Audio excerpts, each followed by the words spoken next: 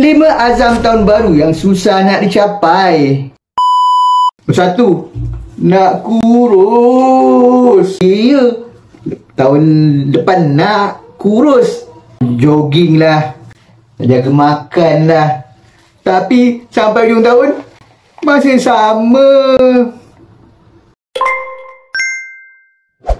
Nombor 2, azam nak menyimpan. Nak kumpul duit banyak-banyak. Nak ada berpuluh ribu duit dalam akaun bank.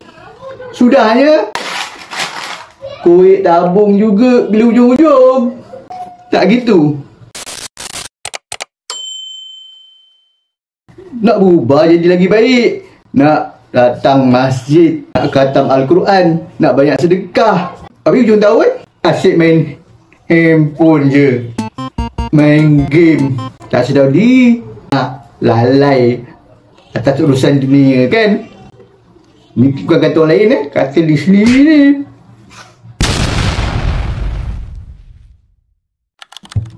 Berazam nak tukar kerja. Katanya tak tahan kerja kat tempat sekarang. Ingat tahun depan nak berusaha cari tempat kerja lain, mungkin lebih selesa untuk dia. Tapi akhirnya sampai ke pencen masih tempat yang sama. Ingat tu.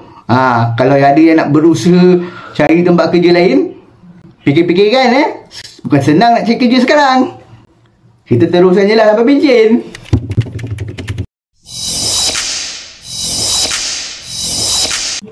Nak dapat silver play button.